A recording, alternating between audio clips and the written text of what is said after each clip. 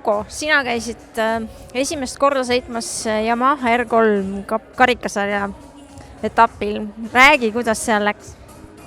No mitte kõige paremini, aga samas oli samas kogemust sai palju ja oli äge seal.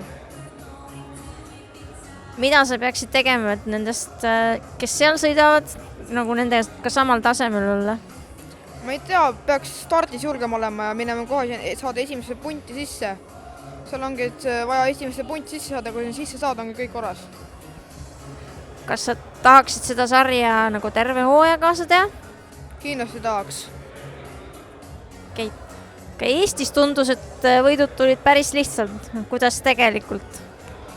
No nii ja naa, Selin pakkus ka väga kõvat konkurentsi ja oli ka raske Seliniga, aga samas oli äge ka. Andre ja Silvester, teie pusisite väga mitmel etapil omavahel, et rääkige natuke sellest hooajast, kuidas teil läks? Algul Andrel ma imestasin ära, Andre sõitis minust mööda. Et ma arvasin, et mul on vist jälle mingi piduri probleemid, sest ma arvasin esimest kursus, et eriti võta hoogu sisse ega midagi. Aga siis ma sain aru, et tuul puhub nii kõvasti, et lihtsalt võtabki praegu moo maha. Kui Ander tegi vea sisse kolmandas kurvis, siis ma sain tema tuulde minna ja siis saingi tema saba sõita nii kiiresti, et lihtsalt oli mul võimalus sõita esimestes kurvis mööda. Andre?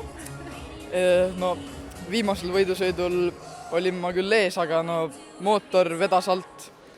Aga ma rohkem ei teagi nagu, muidu konkurents oli suur, et ma ei teagi.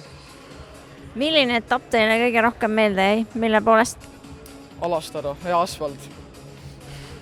Mul kõige rohkem meeldis Pärnus, kuidas mina ja Andre 3. kohale võitlesime. See oli päris huvitav.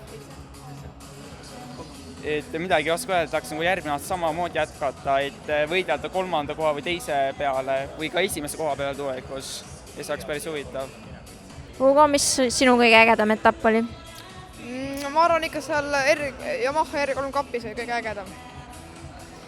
Silvester ja Andre, kas Hugost on võimalik mööda sõita? No ei tea, kui mootorratta nagu selliseks vastupidavaks saab, siis ikka. No ei oska öelda, lihtsalt trenninud vaja kõvasti teha, siis on võimalus. Trennimist vaja teha. Aitäh teile ja mõnusat õhtut!